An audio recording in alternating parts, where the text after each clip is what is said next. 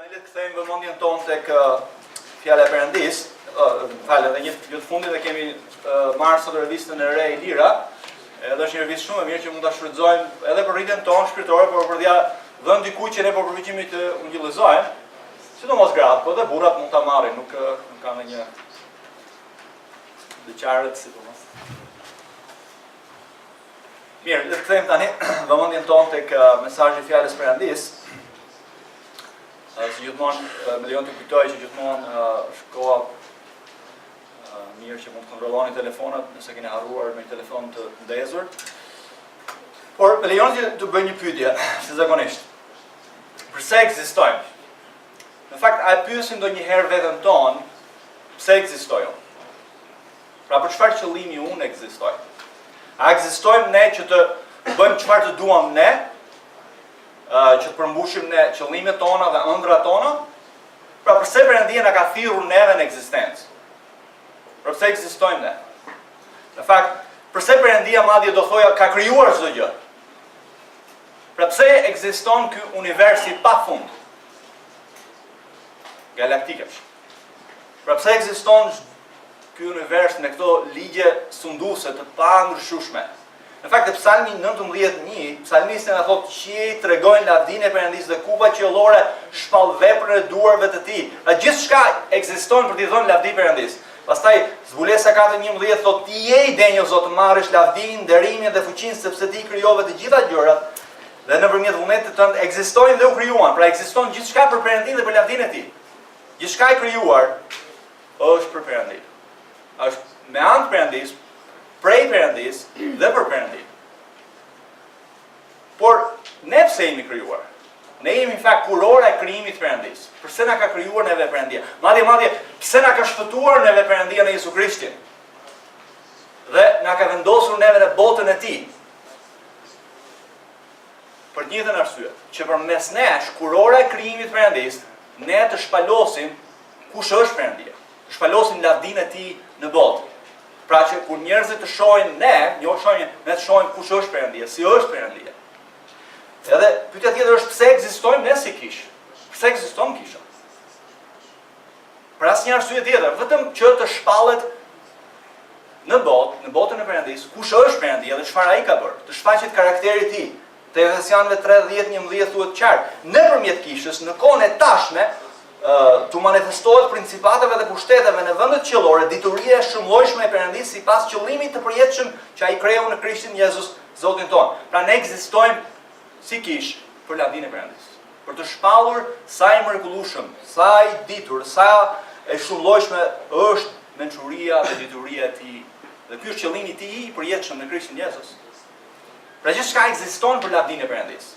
Edhe një libër në fakt që na ndihmon edhe më mirë që të njohim Perëndinë dhe të jetojmë për lavdinë e tij, në fakt është libri i zbulesës, ose më falni, libri i Zanafillës, zbulesës, por jemi në Zanafilla, kur të doj Zoti do shkojmë te zbulesa, por ky libër në fakt na ndihmon edhe me fillimet, duke na ndihmuar ne të njohim fillimet e gjithçka që ka pasur në mend Perëndia dhe duke kuptuar më mirë fillimet, ne kuptojmë qëllimet e gjithçka që ka krijuar Perëndia dhe çfarë është duke bërë Perëndia dhe çfarë do të bëjë në përjetësi. Kështu që me këtë vëmendje ju ftoj në fakt të mesazhi që ne kemi parë që nga herë e kaluar, mesazhi i Zanafillës. Pra, çfarë po bëjmë ne është që po shikojmë në tërësi librin e Zanafillës, përpara se të shikojmë detajet e këtij libri. Edhe mesazhi pak a shumë i javës kaluar dhe i sotëm që vazhdojmë, është me që kënaqësia dhe gëzimi më i madh është të jetojmë për lavdinë e Perëndisë, së shenjtë, Gjykatës së mëkatit, i Mëshirshëm dhe Sovran, le t'i besojmë dhe bindemi Atij.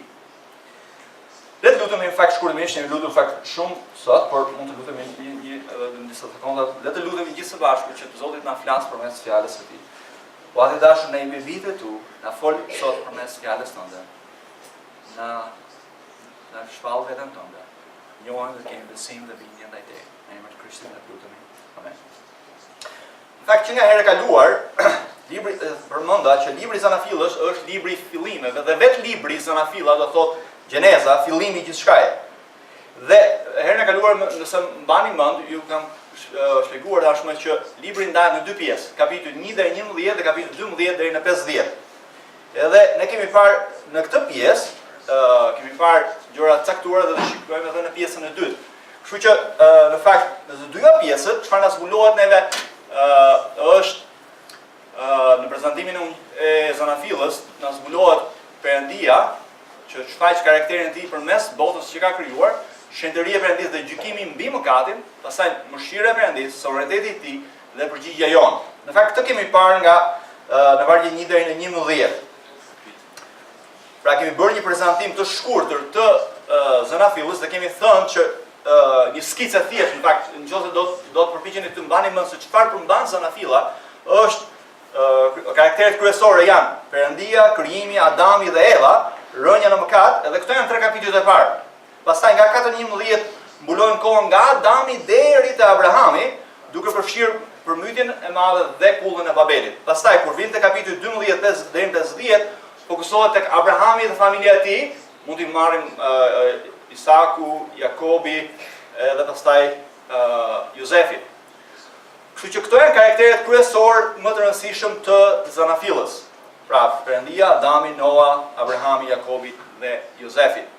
Tani, tashmë kemi thënë që kapitulli 1 deri 11 dhe 12 deri 15 na japin neve të dyja në tërësi, pra libri i Zanafillës një tablo kush është Perëndia, pra Perëndia shpalos, pra sipërmes krijimit, sipërmes gjërave që ai bën, karakterin e tij që në mënyrë që ta njohim dhe të kemi besim tek ai dhe të bindemi atij.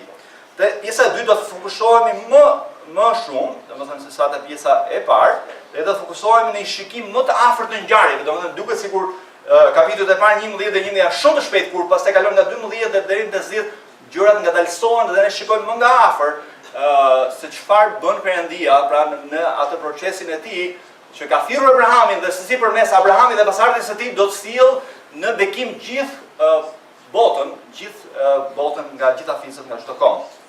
Tani, me lejonit ndalem shumë shkurtimisht tek të kapitulli 1 dhe 11 që çfarë na zbulohet konkretisht në lidhje me Perëndinë. Na shfaqet pra siç thash, atë çfarë ai ka krijuar na tregon neve se kush është Perëndia. Dhe në një ndër gjërat kryesore që na zbulohet neve që Perëndia është vetë ekzistues. Dhe shpeshherë njerëzit bëjnë pyetjen kush e ka bërë Perëndinë. Perëndinë nuk e ka bërë askush. Perëndia ekziston që nga përjetësia dhe Perëndia nuk varet nga askush, as nga ju, as edhe nga unë. Dhe ai na ka bërë neve. Bibla nuk flet shumë në fakt në lidhje me ekzistencën e Perëndisë, përveç kapitullit 1 dhe kapitulli 1 flet për krijimin, por vetvete nuk është duke na folur shumë për krijimin, por ai shumë që Perëndia vetë ekziston. Ai ka krijuar gjithçka dhe ai nuk varet nga asgjë për asaj që ai ka krijuar. Dhe vetë ekzistenca e Perëndisë është fondi në fakt i Zanafillës 1 dhe 2 apo dhe 3. Dhe pastaj të gjithë autorët që vinë më mbrapa, të gjithë që na zbulojnë neve Biblën, fjala e Perëndisë e marrin për një qenë që Perëndia vetë ekziston, pra askush nuk e ka krijuar Perëndin. Kështu që në këto kapituj ne shikojmë qartë që Perëndia krijoi botën, ai është një Perëndi i shenjtë, ai është krijuesi ynë, por është edhe gjykatësi ynë, dhe ne shikojmë shumë qartë që na zbulohet te Zanafilla 3, dhe ai na ka bërë neve, ai na ka dhënë jetën tona dhe ne do t'i japim llogari atij tërësisht për çdo gjë. Pra kemi parë që Perëndia është i shenjtë dhe ai është tërësisht i përkushtuar që kushdo që mëkaton ndaj tij, që shkel ligjet e tij, ai është i përkushtuar në fakt të nojë. Dhe shikojmë këtë, qoftë në rënjë një njeriu të mëkatit Zanafilla 3, qoftë edhe në përmbytjen e madhe. Dhe në fakt, qoftë ka një gjë që shikojmë më qartë se kudo tjetër, lidhje me shenjtërinë e Perëndisë është pikërisht tek përmbytja e madhe që solli përmbytjen e gjithçkaje. Pra Perëndia është i përkushtuar për të bërë të mirën dhe për të bërë të drejtën, dhe pika kulminante e kësaj është shikojmë te Zanafilla kapitulli 7. Perëndia shkatroi çdo gjë me ujë. Pra, përveç shenjtërisë dhe gjykimit, nga ana tjetër ne shikojmë edhe mëshirën e tij që në premtimin e parë, që në momentin kur Adami dhe Eva mëkatuan, Perëndia te Zanafilla 3:15 premtoi që në mëshirën e tij që ai do të dërgonte një nga pasardhësit e Adamit, që ne shikojmë pastaj në Abrahamin që fillon të shfaqet qartë, në cilin ndaj do të bekojë gjithë familjet e tokës. Kështu që në pjesën e parë ne shikojmë qartë jo vetëm shenjtërinë e tij, jo vetëm gjykimin e tij me mëkatin, jo vetëm shikojmë mëshirën e tij, por shikojmë edhe sovranitetin e tij. Në mënyrë të veçantë ne shikojmë sovranitetin e tij te kapitulli 6, 7 dhe 8, madje edhe 9, Perëndia zbuloi me ujë, shkatroi me ujë çdo cep të botës, as edhe një qenie e gjallë nuk shpëtoi, përveç atyre që ishin në arkën e Noës. Perëndia është tërësisht sovran. Kontrollon çdo element të tokës dhe të universit. Pra, me qenë se Perëndia është i shenjtë, gjykatës së mëkatit, i mëshirshëm dhe sovran, kemi parë në përgjigjen tonë ndaj kësaj ne duhet të besojmë Atij dhe bindemi Atij. Kjo është përgjigja jonë, kënaqësia në fakt e jonë, gëzimi në fakt më i madh për neve. Kjo na çon faktikisht te pjesa e dytë. Pjesa e dytë është njësoj pak a shumë me pjesën e parë, dhe në pjesën e dytë përsëri Perëndia nëpërmes asaj çfarë ai fillon të bëjë, duke thirrur Abrahamin dhe pastaj në gjithë ngjarjet që zbulohen dhe na shfaqen, Perëndia zbulon në mënyrë primare karakterin e tij. Ju lutem, ndërkohë që unë po mendoja për librin e Zanafillës, ju lutem, shikoni pak më vendim, mos e shikoni Bibla nuk është për ju. Në mënyrë primare. Bibla është për Perëndin. Perëndia zbulon lavdinë. Po të shikosh që nga Zanafilla 1, në fillim Perëndia krijoi. Perëndia krijoi Adamin dhe Evën. Perëndia gjykoi Adamin dhe Evën. Perëndia ishte ai që u premtoi. Perëndia është ai që solli përmbytjen. Perëndia është që thirrë Abrahamin. Perëndia është që shfaqsoi Abrahamin. Perëndia është ai që thirrë Isakun, Jakobin dhe gjithë. Perëndia nxorri popullin e tij nga shkretë të tjera, nga Egjipti dhe solli tokën. Perëndia thirrri me secilin nga profetët. Perëndia thret. Është gjithmonë Perëndia duke vepruar. Libri nuk është për ju. Libri është për Perëndin dhe lavdinë e tij. Edhe Zanafilla na zbulon qartë. Perëndia në çdo gjë është Perëndia dhe lavdia e tij. Asgjë tjetër, askush tjetër. Dhe ta kemi këtë të qartë. Dhe sa afrohemi fjalës së Perëndisë.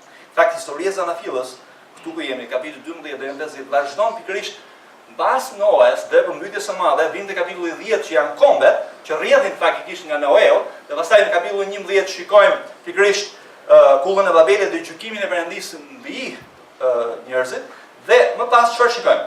Më pas, mbas rënjes së njeriut në mëkat, ngjarja më e rëndësishme, mbase ngjarja më e madhe, deri tek ardhja e Krishtit dhe ringjallja e tij, dini kush është? Thirrja e Abrahamit. Sepse pikërisht Perëndia thret Abrahamin dhe çdo gjë fillon e shpaloset në planin e Perëndisë të shpëtimit. Kështu që kjo është mbase ngjarja më e rëndësishme dhe këtu kamera fillon të na tregojë në lidhje me Abrahamin, në lidhje me Jakobin, në lidhje me Isakun edhe me radhë. Edhe në fund fare Jozefin. Kështu që ato çfarë ne kemi parë në kapitullin 1 deri në 11 që na zbulohet neve kush është Perëndia, pra karakteri i tij, të njëjtën gjë ne shikojmë që na zbulohet përsëri Perëndia, madje akoma më qartë, pra shenjtëria e tij, mëshira e tij, sovraniteti i tij dhe do të shikojmë se cila do të jetë pikërisht përgjigjja jonë. Le të shikojmë dhe të ndalemi tek shenjtëria e Perëndisë dhe në mënyrë të veçantë gjykimin e tij mbi mëkatin. Dhe çfarë këto kapitull në fakt na mësojnë shumë më qartë, akoma madje se kapitullit më e hershëm. Ai është i përkushtuar edhe një, Perëndia është tërësisht, plotësisht i përkushtuar ndaj vetes së tij dhe ndaj shenjtërisë dhe karakterit të tij. Dhe shfaqet në mënyrë të qartë gjykimi i tij mbi çdo gjë që nuk i jep lavdi Perëndisë. Ne shohim këtë në shumë mënyra. Për shembull, Abrahami kur flet me Perëndin te Zanafilla 18:25 i apelohet shenjtërisë Perëndisë, drejtësisë tij. Pastaj Jakobi rrëfen që është një mëkatar i pa denjë te Zanafilla 32:10. Pastaj shikojmë që te Zanafilla 35 2 deri në 4 që Perëndia ndalon idhujtarinë në asnjë lloj mënyre. Ne nuk mund të adhurojmë asnjë tjetër përveç se sa Perëndisë krijuesit ton. Pastaj shikojmë që Perëndia godet bitë e Judës te kapitulli 28, vargjet 7 deri në 10, mund të shikoni në konduin, ose më saktë do të shikojmë në detaje kur të ndalemi, por le të shikojmë një tablo të përgjithshme. Pra njerëzit e veçantë Perëndisë edhe një herë çfarë na mëson edhe libri i Zanafillës është që duhet të jenë të shenjtë ashtu siç është Perëndia i shenjtë që i ka thirrur, që na ka thirrur edhe neve. Kështu që askund tjetër nuk shfaqet në fakt shenjtëria e Perëndisë më mirë se edhe gjykimi i tij mbi mëkatin, sesa në fakt nuk e dini se e dini, të shkatrimi i Gomorës dhe i Sodomës dhe Gomorës. Perëndia shkatroi me zjarre me squfur 2 qytete i fshiu nga faqja e dheut. Në fakt, historia e Lotit ngjason shumë me historinë e botës në të cilën ne jetojmë. Në fakt nuk dua që të dal jashtë kohës sepse ne jemi tashmë brava. Por koha në këto 2 qytete situata ishte aq e llatarshme sa Perëndia u desh të shkatronte qytetin me zjarr dhe me squfur. Në fakt, ishte aq me lejon të jap një detaj. Në qytet shfaqen 2 engjëj. Dhe nëse nuk e keni kapur, çfarë ndodh tek në Sodoma dhe Gomorra. Shfaqen 2 engjëj. Dhe Loti, në fakt, ato shkojnë në mes qytetit. Qyteti, të 2 qytete, ky qytet në mënyrë veçantë, ishin aq të dhënë mbas mëkatit të homoseksualizmit, me qëra fjala, sa kur Loti i fton 2 engjëj të futen në shtëpi, i gjithë qyteti shkon tek Loti i thotë nxirri këta, thotë që t'i njohim, që të bëjmë marrëdhënie seksuale me këta 2. Dhe engjëjt në fakt lëshojnë në fakt ajo situata ishte aq e tmerrshme sa engjëjt në fakt engjëjt i verbojnë njerëzit dhe njerëzit megjithëse janë të verbuar nuk u bën përshtypje fare që ndërsbuar dhe përsëri duan të hapin derën, të gjejnë derën dhe kanë një gjë në mendje, homoseksualizmi. Dhe Perëndia e shkatroi në squfur edhe në zjarr. Sa në do ditë sot ne preferohet Sodoma dhe Gomorra. Është një shfaqje e urrëties Perëndisë ndaj mëkatit. Edhe unë ju ftoj ta lexoni fakt Zanafilla 19, 24, 27, 28 në mënyrë të veçantë. Por lejoni t'ju tërheq pak vëmendje në këtë pikë. Në fakt ne si njerëz mendojmë që kemi të drejta përfundimtare, jo në lidhje me Perëndin. Në lidhje me njëri tjetrin ne mund të kemi të drejta përfundimtare, por jo në lidhje me Perëndin. Perëndia mund të shkatrojë në çdo sekondë. Ai është krijues. Nëse nuk i shërben qëllimit të tij dhe del jashtë qëllimit dhe funksionit që ai ka krijuar, ai mund të shkatrojë në çdo kohë. Pra ne nuk kemi asnjë lloj të drejtë të patjetërsueshme ndaj Perëndisë. Kështu që Zanafilla na zbulon edhe këtë qartë.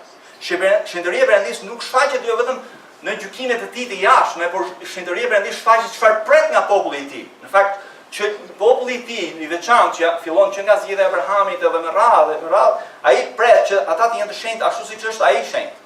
Pra ka urdhëruar si Abrahami gjithçka që vjen më mbrapa që të jenë të shenjtë. Në mënyrë të veçantë Perëndia i ndalon, çfarë shikojmë në librin e zbulesës, ndalon martesat me njerëzit që nuk i përkasin Zotit. Në fakt, familja e Abrahamit nuk i pëlqen në fakt që Isaku të martohet me në një grad që janë aty, por shkon edhe gjen që përkasin të fisit të tij, që njerëz që domethënë gra me cilën do martohej që njohin Perëndin. Kështu që pse Perëndia nuk e lejoi martesat me kombe të tjera? Arsyeja ishte që martesa e izraelitëve me kombe të tjera do t'i çonte izraelitët në idhujtari. Pra sa ata nuk adhuronin Perëndinë e vërtetë, adhuronin idhujt, nuk mund të kishin pjesë me popullin e Perëndisë. Prandaj Perëndia ndaloi martesat me ata që nuk njihnin Perëndinë. Gjithashtu Perëndia do të restauronte faktikisht shenjtërinë dhe karakterin e tij te populli i tij. Në fillim fare Perëndia nuk e krijoi njeriu në fakt që të ishte mëkatar. Pra nuk e krijoi njeriu as vrasës, as idhujtar, as shkelës kurore amrrat, por e krijoi të shenjtë edhe e krijoi të mirë. Të dashur dhe besnik ndaj Perëndisë dhe ndaj njëri tjetrit, të kushtuar ndaj një gruaje dhe ndaj një burri. Prandaj kur Perëndia filloi punën e restaurimit, pra kur shikojmë fillimet, çfarë thret Perëndia? Flet për një martesë burr dhe grua dhe burr me grua që në fakt janë bashkuar rreth adhurimit të Perëndisë. Ndalesa e martesës me jo besimtarit ishte një mënyrë për të restauruar të vërtetën e martesës, pra cili ishte qëllimi i Perëndisë në martesë, pra që të dy së bashku të jenë fokusuar tek Perëndia dhe te lavdia e tij. Tani, pyetja është, a kuptojmë ne që të jesh njeri nuk do të thotë që të mëkatosh? Nuk e di, e kuptoni çfarë pyetje po bëj. Disa njerëz që kuptojnë mëkatin dhe e barazojnë mëkatin me të qenit njëri. Pra disa mendojnë që të mëkatosh është njerëzore. Në fakt nuk është njerëzore. Pra disa njerëz thonë, mos jashtë jam njeri. Unë nxehem, është njerëzore. Në fakt nuk është njerëzore. Në fillim Perëndia krijoi edhe Adamin, ishin njerëz, po ishin pa mëkat.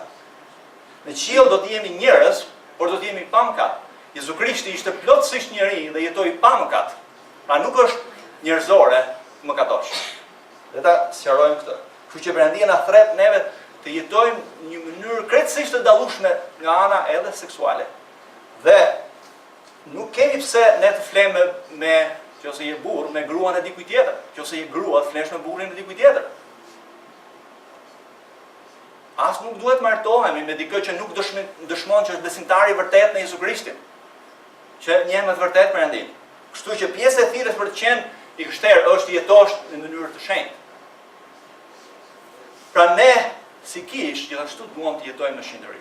Pak ne ju inkurajojmë her pas here të shqyrtojmë veten tonë, jo vetëm gjatë shërbesës, por edhe kohën e darkës së Zotit.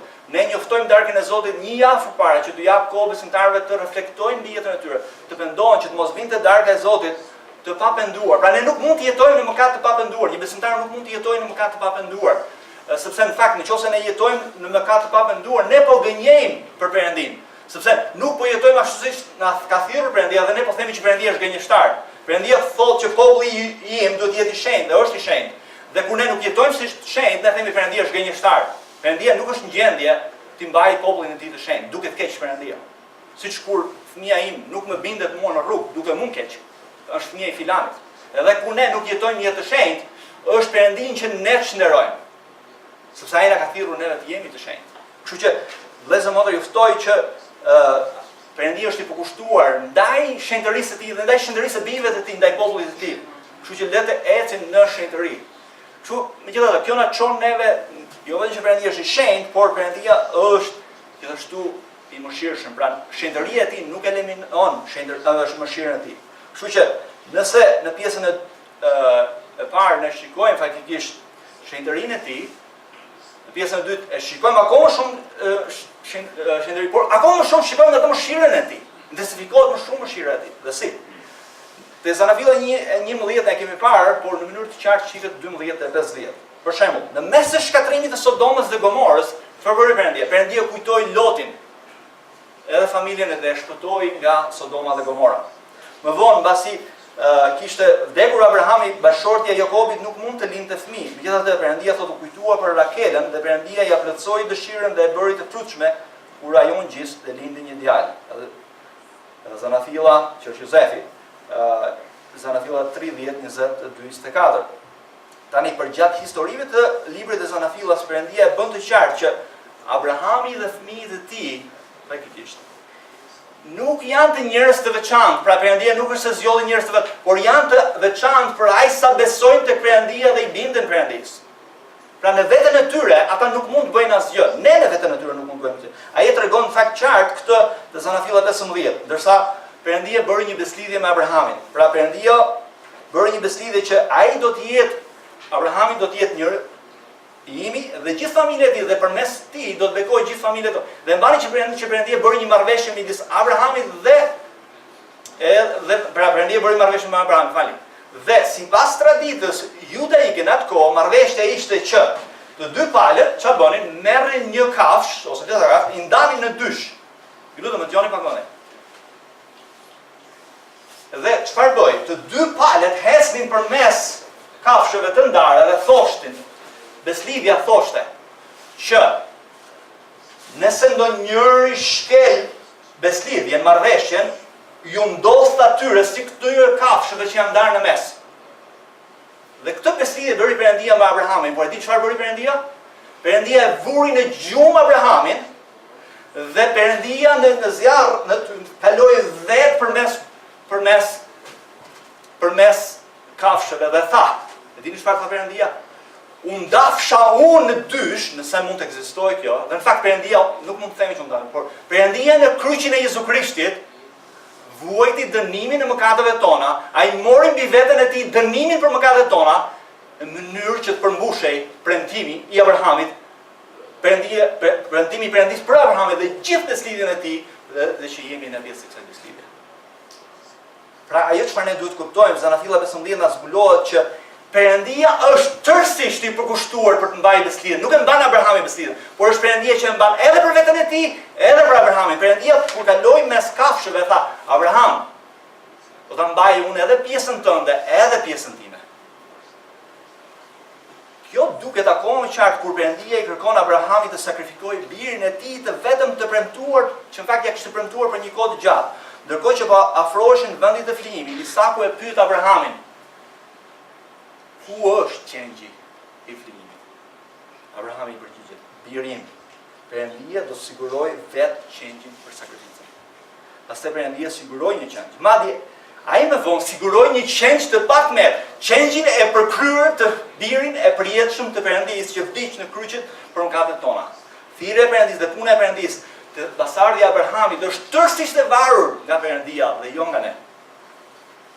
nuk ne si populli i Perëndisë, dhe populli që na shfaqet i Perëndisë, të Zanafilla, nuk meritojnë asgjë, por Perëndia u jep atyre shumë dhe bën shumë për ta.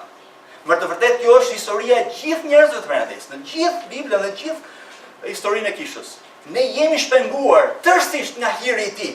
Ne si kish nuk mund të themi që ne jemi njerëz më të mirë se ato përjashta, njerëz më të moralshëm, dhe prandaj Perëndia na don edhe na ka zgjedhur. Ne mblidhemi si njerëz në fakt që e dallojmë që jemi shpëtuar vetëm nga hiri dhe nga mëshira e Perëndisë. Dhe jemi mirënjohës në fakt dhe lavdi Zotit për hirin e Perëndisë. Kështu që kur për shembull në librin e Zanafillës ne shikojmë që kur Juda flen me nusën e tij, me qëra fjala. Zoti në fakt e shpengoi rezultatet dhe shikojmë te Mateu 1:3, ndër shumë gjëra që ndodhin, mëkate që ndodhin në pasardhjen e Abrahamit, Perëndia shikojmë që e shpengon këtë dhe shikojmë që një prej këtyre pasardhëve që vjen nga Juda, edhe marrëdhënia e tij me nusën e tij, është pjesë e linjës së ardhjes së gjenealogjisë së Jezu Krishtit në botë. Dhe jo vetëm ai. Është një mëshirë tepër e madhe e Perëndisë. Kjo nuk do të thotë që veprimet e Judës ishin të justifikueshme dhe janë okay në asnjë lloj mënyre, por shikojmë që Perëndia është tërësisht i mëshirshëm. Ai mes situatat më të këqija të jetëve atyre që ai thret në emrin e Ty dhe i kthen ato dhe i bashkëvepron për të mirën e tyre. Perëndia është sovran dhe i mëshirshëm. Shpresoj që e kuptojmë që të jesh pjesë e popullit të Perëndisë nuk ka të bëjë fare me ne. Unë nuk jam i Perëndisë sepse unë jam i mirë. Nëse e njohim veten mirë, ne duhet kuptojmë një gjë që tërësisht shpëtimi im është prej Perëndisë dhe as kujt tjetër. Nëse Perëndia do na lindte neve në veten tonë, ne do të ishim po aq imoral sa Juda, ne do të ishim po aq mashtrues si Abrahami, ne do të ishim po aq mashtrues si Jakobi, dhe ne do të ishim me gjithë një lloj si Juda. Tani, ne nuk mund të shpëtojmë veten tonë, ai sa Loti mund të shpëtonte veten e tij nga Sodoma dhe Gomora. Ne nuk mund të shpëtojmë veten tonë, po ai sa Abrahami të largohej nga vendi i tij për të shkuar në tokën që Perëndia premtoi. Pra nëse ne jemi njerëz të Perëndisë, kjo ka ardhur sepse Perëndia na ka nxjerrë neve nga jeta e tmerrshme e mëkatit dhe na ka dhënë shpëtim. Pra kjo është arsye. Na ka nxjerrë neve nga situatat më të ngatruara dhe na ka sjellë neve te lavdia e tij. Pra lavdia e Zotit e ka bërë këtë. Perëndia ka bërë. Dhe lavdia e tij që nuk na lën neve në mëkatet tona të na sundojnë neve. Dhe ka siguruar një shpëtimtar kaq të mrekullueshëm. Ka dhënë veten e tij për të na shpëtuar neve nga mëkatet, dhe që ne vetë nuk do të largoheshim prej tyre asnjëherë. Edhe nëse ne do të vdisnim, ju lutem më dëgjoni po. Edhe nëse ne do të vdisnim për mëkatet tona, Perëndia do na dënonte për mëkatet tona. Ne nuk do të ishim gjendë të shlynim mëkatet tona. Asnjëherë. Prandaj Perëndia dërgoi birin e tij që të vdiste në kryq për mëkatet tona. Mëkatet tona kanë ofenduar një Perëndi të shenjtë, pafundësisht të shenjtë dhe të përjetshëm. Dhe ne meritojmë fakt më shumë se sa një vdekje që zgjat për jetë. Për pak çaste, për jetë, pra meritojmë që të zgjas për jetë. Pra nuk është një vdekje thjesht e përkohshme. Lavdi Zotit që ai ka krijuar birin e tij edhe një herë pa mëkat, Jezu Krishtin. Jezu Krishti në fakt është ai që diq në kryq për të mbajtur mëkatet tona mbi veten e tij. Për të gjithë ato që besojnë dhe pendohen dhe besojnë tek ai. Kështu që ju lutem, vëllezër dhe motra. Keni parasysh çfarë mëshire dhe çfarë hire të madh që ka treguar Perëndia. Çfarë falje dhe bekimi ai na ka dhënë. Ky është arsye pse ne nxisim njëri takohemi më shpesh në grupe apo të ndajmë atë hire atë mëshirë të madhe që ai tregon ndaj nesh. Perëndia është i mëshirshëm dhe i hirshëm. Por le të ndalemi pak më shumë për sonoritetin e tij. Kjo pjesë në fakt thekson sonoritetin e Perëndisë aq më shumë se sa në pjesën e parë. Dikush mund të thotë, si mund ta shikojmë sonoritetin e Perëndisë më shumë se sa te krijimi, te rënja, te përmbytja edhe gjithë më radhë. Si mund ta shikojmë tani? Në fakt, zbulohet shumë qartë. Zbulohet pra se si Perëndia mund të sjellë shpëtim në popullin e tij, si sjell nga mëkati, sjell te vetja e tij, pra si mund ta bëjë? Kjo mund ta bëjë vetëm Perëndia që është sovran. Kështu që në këtë kapitull shikojmë vetëm sonoritetin e Perëndisë. Në veprim sonoritetin e Perëndisë. Kështu që Perëndia çfarë shikojmë? Shikojmë që zgjedh Abrahamin dhe jo vllain e tij Nahorin. Apo jo, mbani mend. Pastaj shikojmë që zgjedh Isakun dhe jo vllain e tij. Pastaj shikojmë që Perëndia ndalon në mënyrë sovrane mbretin Abimelek që të mëkatonte ndaj gruas së Abrahamit. Pastaj shikojmë prapë te Zanafilla 15, Perëndia është sovran. Por akoma më spikatër shikojmë sovranërinë e Perëndisë në historinë e jetës së Jozefit. Bani mend historinë e Jozefit apo jo? Perëndia i tregon si faraoni dhe Jozefit për të ardhmen, sepse Perëndia mban të ardhmen. Në fakt, ai planifikon Jozefin, planifikon që Jozefi vetë i irritoi vëllezërit e tij. Po ju lutem, dëgjoni pak mendje. Perëndia planifikoi që Jozefi të irritonte vëllezërit e tij, edhe një herë, që kështu që ata ta shesin në Egjipt. Ai planifikon që Jozefi të shitet si sklav në Egjipt, të shtëpia e Potifarit, për t'i dhënë Jozefit mundësi për të shfaqur dhuntit e tij dhe për t'i dhënë mundësi gruas së Potifarit dhe Perëndia duke njohur gruan e Potifarit që ajo ta akuzonte në mënyrë të padrejtë, dhe ai planifikon që Jozefi të bjerë në burg në mënyrë që në burg të njihen aftësia e tij, interpretimi të ëndrave, dhe që ai pastaj të shkonte përpara të njihej para faraonit, dhe pastaj nga se njihet nga faraoni si një autoritet, ai të ishte në gjendje që në mënyrë që gjithë Egjiptit të kishte ushqim, dhe që Egjiptit kishte ushqim në mënyrë të tillë që vëllezërit e tij të vinin në Egjipt. Dhe a shikoni pra se si Perëndia ka planifikuar gjithçka. Gjatë gjithë kohës Perëndia është me Jozefin. Edhe kur nuk e donin, edhe kur e shitën, edhe kur përfundojnë në burg, edhe në gjithë kohës Perëndia ishte me Jozefin. Manica apo jo, Perëndia ka bërë nga gjërat e më vogla deri te më madhja. Ju lutem mos më keq kuptoni. Nuk e bëri Perëndia vëllezërit e tij të mëkatonin. Mos më thoni larg qoftë. Por Perëndia është sovran në të gjitha gjërat që ai më bën. Sa më kujdes pra i shikojmë se si Perëndia i përmbush gjërat. A mendoni se Jozefi në fakt i pa të gjitha këto? Dhe se Jozefi ka parë të gjitha këto me anë të besimit. Në fakt te kapitulli 45, Jozefi është një moment që ai ka autoritet absolut në Egjipt. Dhe në fakt te kapitulli 45 vëllezërit e tij që e kishin rrahur, që e kishin shitur, që e kishin keq trajtuar, qëndrojnë përpara tij duke mos e ditur në autoritetin e tij. Askush nuk mund ta ndalonte Jozefin tani të bënte me vëllezërit e tij çfarë ai të donte me ta. Ai ishte autoritet në gjithë Egjiptin, në dinastinë më të madhe të kohës, në qira tjetër. Ai ishte ligji në vend. Ai ishte mbas faraonit. Mund të bënte çfarë ai të donte, me çfarë do lloj gjëje, por edhe me vëllezërit e tij. Tani, ju dikush nga ju mund thoni, po unë nuk jam as hakmarrës. Unë nuk jam njëri hakmarrës, në qira tjetër. Jo, domethënë ju mund thoni, edhe unë mund thoni. Por me lejoni të bëj një pyetje shumë thjeshtë. Mbase ne mendojmë që kemi përparuar ndaj hakmarrjes. Por le të supozojmë për një moment që njerëzit që ju kanë rrahur juve, njerëzit që ju kanë shitur ju skllav, njerëzit që ju kanë torturuar juve, janë krejtësisht në autoritetin tuaj. Ju mund të bëni çfarë të doni me ta. Ju mund t'i fusni në burg, mund t'i rrihni, mund t'i vrisni, mund të bëni çfarë do me ta. Pyetja është, çfarë do të bëni ju me ta? Pyetja është, çfarë bëri Jozefi me ta? E dini çfarë tha Jozefi vëllezërve të tij? Dëgjoni. Zanafilla 45, 7-8. Por Perëndia më ka dërguar para jush. Kush e çoi Jozefin në Egjipt? Qira. Vëllezërit e tij se e shitën? Sepse Jozefi ra në burg, e gjithë në radhë? Jo. Por Perëndia më ka dërguar përpara jush. Ai është sovran mbi gjithë. Me qëllim që të ruhet diçka mbi tokë dhe për të shpëtuar jetën me një çlirim të madh. Nuk jeni ju pra që më dërguat këtu. Ata bën të keqen sigurisht, edhe Perëndia do t'i mbajë përgjegjës, dhe i mban përgjegjës. Por është Perëndia thotë, ai më caktoi si ati faraonit, si zoti i krejt shtëpisë së tij dhe si qeveritari i tërë vendit të Egjiptit. Disa kapitull më vonë shikojmë që babai i tyre, Jakobi vdes, dhe vëllezërit e tij prapë ka kapur frika. Dhe po mendojnë tani që, okay, vdiq babai, deri tani na ka ruajtur babai dhe nuk e ka bërë këtë të keqen ndaj nesh për shkak të babait. Dhe megjithatë, ndërkohë që qëndrojnë krejtësisht në autoritetin e tij, ai mund të bëjë përsëri çfarë të dojë me ta. Ai thotë këtyre, ju thotë keni kujdesur të keqen. Ju e keni bërë të keqen. Por thotë kundër meje, por Perëndia ka dashur që të shërbejë së mirës për të kryer atë që po ndodh sot, të mbash gjallë një popull të shumtë.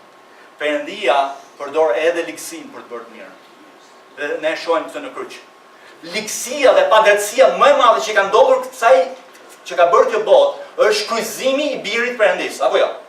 Vepra më e ligë që ka bërë njerëzimi ndaj Perëndisë. Por përmes atij kryqi ka ardhur bekimi i gjithë atyre që pendohen dhe besojnë tek ai. Perëndia shumë më i madh se çfarë ne mendojmë. Ai është Perëndia. Dhe s'mund të krahasohet me asnjë. Ai është Sovran. Shpeshherë ne kujdesemi në fakt të themi që Perëndia lejoi këtë. Në fakt, Perëndia planifikoi. Nuk e dim se si funksionon. Edhe një herë, më lejoni të sqaroj qartë, në një mendje të ndonjëri që mund të keq kuptoj. Perëndia është sovran mbi gjithçka. Dhe ne jemi tërësisht përgjegjës për çdo lloj veprimi, për çdo lloj mendimi, për çdo lloj dëshire, për çdo lloj motivi dhe çdo lloj veprimi, dhe do japim llogari përpara tij. Por ai është sovran në gjithçka. Ai kontrollon gjithçka për ne. Se si funksionojnë këto, mos më pyesni, sepse nuk e di. Bibla nuk na shpjegon. Edhe një pasazh në fakt që tregohet qartë është Psalmi 105, 16 dhe 21. Thot, ai shkatroi ushqimin, ai e bëri këtë, ai e çoi Jozefin në gjithë radhë. Dhe ju ftoj ta lexoni atje veten tuaj. Flet tamam për rastin e Jozefit. Dhe një autore, një grua, ja vlen të citosh një grua, apo jo. Edhe në fakt po mendoja dje kur pash këtë citimin e kësaj gruas, e dini çfarë? Më bëri mua me turp. Edhe do ju thoni pse. Kam frikë se gratë e shekullit kaluar janë shumë të perëndishme se burrat e këtij shekulli, do të mbasë të përfshirë edhe mua. Jo mbasë këto, kam frikë. E nuk po krahasim. Por një grua kaq e perëndishme, shikosh çfarë thotë. Dhe nuk është kjo grua, por është Perëndia. Sovraniteti thotë i Perëndisë është shkëmbi thotë i pa epur në cilin vuajtja njerëzore, vuajtja thot e zemrës njerëzore duhet mbahet fort. Në ato rrethana thot që rrethojnë jetën tona thot nuk janë aksident. Ato mund të jenë vepra e ligësisë, por Perëndia thot e mban ligësinë fort me fuqinë e tij sovrane. Perëndia është sovran. Në fakt, do të më lejoni, këto ditë un kam që janë tronditur në fakt në situata që ndodhen në vendin tonë, nga këto përplasjet politike. Unë dhe shumë prej jush kanë jetuar në vitet 97, apo jo. Edhe ngjarjet që ndodhin në një farë mënyrë më paralelizojnë, në sensin që çfarë po ndodh në këtë vend. Në çdo moment mund të ketë plasje për plasje gjëra të ndryshme. Edhe nuk ka rëndësi, nuk dua që të hym te politika. Por po zbuloja unë vetë që nuk kisha besim tek Perëndia. Që ai është sovran. Edhe po luftoja me faktin që Perëndia është në kontroll të ngjarjes, apo jo. Edhe në fakt ka zbuluar që është një fushë që unë kam arritur të kuptoj, është një gjë të besosh që Perëndia është sovran, dhe një gjë tjetër të jetosh me besimin që Perëndia është sovran. Por vëllezër e motra, kushdo qofshim ne, le të mos përfillim Zotin, sepse ai është sovran mbi natyrën, mbi kombën, mbi ju dhe mbi mua, mbi gjithçka. Ai është krijuesi i kësaj bote. Dhe përmes ringjalljes së Jezu Krishtit, ai ka zbuluar që ai është sovran edhe mbi vdekjen, mbi gjithçka. Ne mund të injorojmë përkohësisht atë në mosbesim, por nuk mund ta evitojmë atë përgjithmonë. Ne do të përballemi me të mos në këtë tokë, mos në përjetësi. Mbajini mend këtë, nëse nuk e njihni Perëndin me anë të besimit në Krishtin, ju mund ta njihni atë. Dhe mund të keni sigurinë e njohjes së Perëndisë në Jezu Krishtin. Vëllezër motra, edhe një herë, të gjithë njerëzit e veçantë të Perëndisë janë të zgjedhur prej tij dhe ne duhet ta dimë këtë. Ne sikisht nuk duhet të dallohemi si ata që afrohen Perëndisë kështu në mënyrë rastësore, por duhet i afrohemi atij me ndërimin më të madh, si krijues, si Zot dhe si Gjykatës. Ne nuk kemi pse të afrohemi atij me shqetësim, por me siguri, jo me trishtim, jo me gëzim. Ai është një Perëndi vërtet i frikshëm, por është një Perëndi që tashmë ai na është zbuluar i çdo hiri në jetën tona. Në jetën e gjithë atyre që ne të gjithë së bashku mblidhemi. Perëndia ynë është sovran i botës, është i plotfuqishëm, është shpëtimtari ynë. Pra i njëjti frym jetëdhënëse që me anë të fjalës Perëndisë solli në ekzistencë gjithçka, është e njëjta frym e Perëndisë që solli jetë frymërore të re nga kaosi i shpirtrave tonë, rrëmuja e shpirtrave tonë, dhe na solli një jetë të re me Perëndin që t'i shërbejmë Perëndisë. 2 Korinësve 4:6. Por në fund fare, për ta mbyllur, cila duhet të jetë përgjigjja jonë? Megjithëse tash ne kemi parë se duhet të përgjigjja jonë. Si ta marrim këtë? Si ta marrim ne këtë jetë? Si të jetojmë në këtë mënyrë? Duke ju përgjigjur si Abrahami, në bindje dhe në besim. Në fakt, ne lexuam nga letra hebrejve që si Noeu veproi me besim dhe bindje ndaj fjalës Perëndisë. Po ashtu edhe Abrahami, dhe ne nuk shikojmë askund tjetër mbase që Abrahami edhe gjithë pasardhjet e tij janë shfaqsuar vetëm me anë besimit nga Perëndia. Ne nuk janë shfaqsuar as me veprat e tyre, as me anë se sa të Zanafilla dhe që na tregohet qartë neve te Romakëve 3 dhe te Galatës, te Romakëve 4 dhe Galatësve 3. Kështu që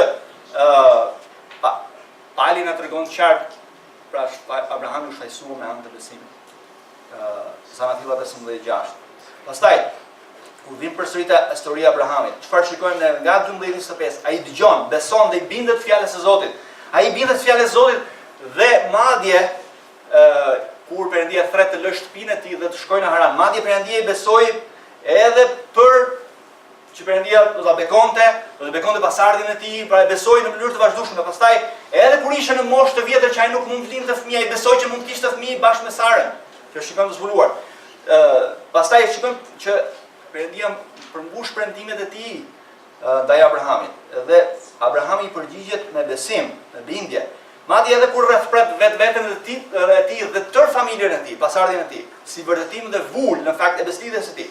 Megjithatë, e shohim faktikisht besimin e madh të Abrahamit, të Zanafilla 22, do ta shikojmë dhe për këtë shkak të kohës nuk mund ta trajtojmë, por në fakt e Zanafilla 22 është një gjë që Perëndia kërkon një herë të vetme dhe nuk e shikojmë në asnjë vend tjetër të djatës vjetër as të djatës së re. Perëndia kërkon sakrifikimin e birit të tij të Abrahamit të vetëm, që ishte biri vetëm i përtuar. Dhe Perëndia e kërkon të Abrahami i bindet Perëndisë. Pra ai kishte aq shumë besim tek Perëndia sa i besoi Perëndisë edhe në këtë gjë. Dhe në një moment të tij biri i tij e bën një pyetje jo teologjike, por një pyetje thjesht praktike. Thot, ne kemi drut, po ku është sakrifica? Nga çfarë duket qartë, Abrahami mendoi se Perëndia kishte siguruar sakrificën dhe sakrifica ishte Isaku. Abrahami planifikoi që t'i jepte Perëndisë jetën e birit të tij të vetëm sipas urdhërimit të Perëndisë. Si mund ta donte këtë? Në fakt, ne lexuam tashmë te Hebrejve 11:17 deri në 19. Me anë të besimit, Abrahami pasi u vu në provë, ofroi Isakun ndaj që kishte pritur premtimin, ofroi birin e tij të vetëm, ndonse i pati thënë, te Isaku do të quhet bastardja jote, që të mbajë emrin tënd, sepse Abrahami mendonte se Perëndia ishte fuqishëm sa të ringjallte edhe prej së dekurish, për cilëve edhe mori atë përsëri si një lloj figure. Pra ky ishte besimi i Abrahamit. Ai njihte aq mirë Perëndin dhe e donte aq shumë Perëndin, sa kur Perëndia e thirrri atë madje të flijonte edhe birin e tij të vetëm nga Sara, që ishte premtuar për një kohë të gjatë, ai kishte besim që Perëndia është i fuqishëm ta ngjallte nga të vdekurit. Ai dinte që Perëndia që kishte krijuar botën, që kishte krijuar jetën, mund të jepte jetë përsëri birit të tij. Kjo do të thotë ta njohësh Perëndin dhe të besosh atij fjalës së tij. Ky është besimi i vetëm që shpëton. Besimi i vetëm që shpëton është një besim që beson dhe i bindet çdo urdhërim, i bindet urdhërimeve të Perëndisë. Krijuesi ynë është i shenjtë dhe i përsosur. Dhe ai na ka bërë neve, na ka thirrur neve që të jemi të shenjtë siç është ai. Por ne kemi mëkatuar, ndar prej tij, por megjithatë ai ka siguruar një shpëtimtar dhe na thret të largohemi nga mëkatin, të largohemi nga vetë jonë, nga mençuria jonë dhe të shkojmë tek besimi tek Perëndia. Perëndia ka ardhur në botë edhe një herë në Krishtin për të na shpëtuar neve dhe ne përmes Krishtit dhe vetëm përmes atij mund të afrohemi Perëndisë shenjtë dhe mund ta njohim të Perëndin kaq të vetmuar. Për mbyllje, si libri i Zanafillës. Shikojmë fakt farat dhe fillimet e dobta siç thotë një predikues. Ne kemi parë Perëndin faktikisht vetë ekzistues që krijon botën dhe që krijon njerëzimin. Ne kemi parë fillimin e problemeve tona. Kemi parë fillimet e besimit tonë. Edhe në ky libër na prezanton edhe në rastin njerëzor, na prezanton me mëkatin ton, me mëkatin njerëzor dhe pastaj me besimin ton, me besimin ton krishterë. Në të gjithë këtë gjë, çfarë shikojmë? Shikojmë që Perëndia si punon Perëndia. Punon përmes fillimeve të dobta. Nuk e di a keni vënë re, por në këtë libër të pasurit, edhe nuk kam gjë më të pasurit, do mos më çero mos kujtoni. dhe qytetet e fuqishme u gjykuan, u shkatruan. Mendoni pak për Sodomën dhe Gomorën. Pastaj mendoni për Babelin, që ishin inxhinierët e zgjuar që po ndërtonin një kull të lartë. Perëndia i gjykon ato dhe vendos nga ana tjetër të bekoj, kë bekon? Familjen e një shtiktari të huaj nga lindja e mesme. Nuk besoj se e keni dëgjuar për periudhën e muzikës së madhe të mrekullueshme, sa i madh dhe sa i mrekullueshëm që ishte Abrahami, apo jo? Jo, Abrahami ishte thjesht një shtektar i huaj, në fakt ishte thjesht një idhujtar si gjithë njerëzit e thjeshtë. Perëndia e thirrri dhe shpëtoi. Ai dhe familja e tij ishin shtektar. Perëndia nuk fillon planin e tij shpengimit përmes civilizimeve të mëdha si Kina, apo si India, apo si Egjipti. Ai fillon me një familje emigranti. Dikush mund të ketë shkuar emigrant në Europë dhe mund të kthehet Perëndia duke vepruar në jetën e tij, duke sjellë ndryshim për këtë kënd. Pra Perëndia punon përmes në mënyrë krejtësisht nga çfarë ne mendojmë. Ne mendojmë se Perëndia përdor gjëra të mëdha. Perëndia përdor gjëra shumë të ulta për të lartësuar veten e tij, çajt marrë aty.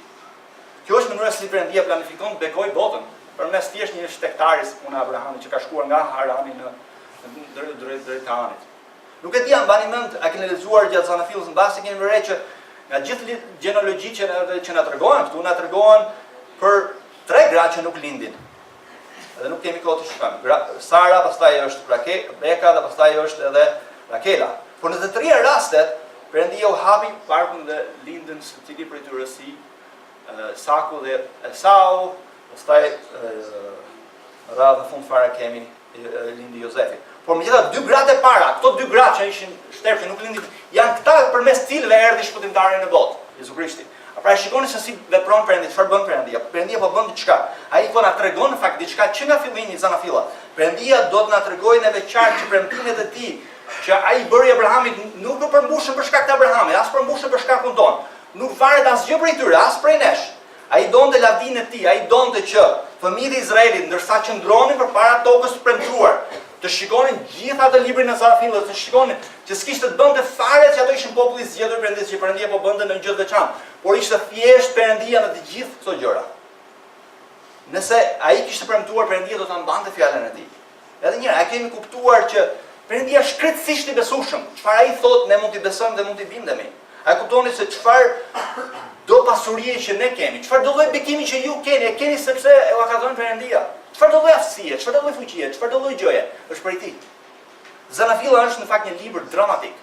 Zanafilla fillon në fakt edhe do ta mbyllim me një fuqi të tillë, me një shtrirë universale. Perëndia krijon qiellin dhe tokën. Në fillim thotë Perëndia krijoi gjithë në radhë. Por pastaj vini re, si përfundon libri i Zanafillës. E dini si përfundon libri i Zanafillës? Fjalët e fundit të Zanafillës janë: pastaj Jozefi vdiq në moshën 110 vjeç, e balsamosën dhe e futën në një arkivol në Egjipt. Satani duket sikur ka fituar. Djalli akoma zgërdhihet mbas edhe tani. Mbas djalli po zgërdhihej në atë moment kur heroi i vetëm i librit Zanafillës, ja ku është? Në arkivol. Është libër dramatik. Fillon me një krijim të mrekullueshëm, gjithçkaje, të njeriut, kurora e Perëndisë dhe gjithçka që prishet nga mëkati, dhe shikon në gjithë gjenologjitë thotë, biri i këtij vdiq, edhe mbaron libri i Zanafillës me bijtë Adamit që të gjithë thotë vdiqën. Por shikoni edhe një herë se ku është arkivoli. Arkivoli është në Egjipt. Kombi më i fuqishëm në botë. Perëndia e dinte se çfarë po bënte. Perëndia e dinte se ku ta mbillte farën. Apo jo? Ai e dinte tamam se ku ta linte arkivolin e Jozefit, siç na tregonte libri i Eksodit, ishte përgatitur skema, ishte përgatitur ngjarja për ndramën e madhe të Perëndisë dhe të ringjalljes, ku Perëndia do ta nxirrte popullin e tij bashkë me eshtrat e Jozefit për të kthyer në tokën e premtuar. Por puna e Perëndisë edhe një herë nuk ka përfunduar, siç nuk përfundon tek libri i Zanafillës. Pothuajse nuk ka mbaruar. A mendoni ju se keni përjetuar diçka që ka përfunduar në planin e Perëndisë për jetën tuaj? Mbase ju jeni në këtë moment dhe thoni të mërshme çfarë po ndodh jetën tuaj. Perëndia nuk ka përfunduar akoma me ju. Perëndia nuk ka mbaruar akoma me ju. Nuk ka mbaruar asnjë me ne. Ndonjë thanë që është shumë e llatarshme për ju, thënë çfarë është duke bërë Perëndia? Ndonjë situatë shumë e ngatruar, çfarë është duke bërë Perëndia? A ka ndonjë mëkat tepër të madh? Mbase në jetën tuaj e thoni, bëlla shumë ma ky Perëndia më fal këtë. Por a keni konsideruar edhe një krijuesin e kësaj bote? Apo arkivolin e Jozefit? Perëndia nuk kishte përfunduar atëherë. Dhe ai akoma s'ka përfunduar edhe sot. Ai një ditë do të përfundojë gjithçka. Dhe ai mbot plotësisht fjalën e tij. Dhe të kemi besim tek ai dhe te fjala e tij. Mëshira fjala e fundit. Një ditë Jezu Krishti të kthehet. Do hapen të gjitha varret në çdo cep të këtij planeti. Edhe ato që kanë rënë në fund të detit. Edhe të gjithë do rinjallën. Disa me Krishtin, disa larg Krishtin për gjithmonë. Zgjidhni në këtë do të jeni, me fitimtarin që është Jezu Krishti, apo me djallin që është Humsi. Zgjedhja është juaj, ne do të. Pati dashurorën, të falenderojmë kaq shumë për fjalën tënde, falenderoj që ajo është fjala jote, falenderoj që ti je gjithmonë i shenjtë, gjithmonë i drejtë, gjithmonë besnik. Falenderoj që ti je edhe i mëshirshëm dhe i hyrshëm. Dhe Sovran mbi gjithçka, që ti përmbush planin tënd të përjetshëm për lavdinë tënde. O Zot, na ndihmoneve që ti jemi popull i shenjtë, që ka besim të plot tek shenjtëria jote, që ka besim të plot tek sovraniteti yt dhe jeton në bindje ndaj fjalës tënde. Ndihmo Zot që përmes nesh të shfaqet emri yt i lavdishëm. Ndihmo të jetojmë si populli yt. Ndihmo që të njihet emri yt përmes nesh. Emri i lirit të dashur, në cilën ne përmes të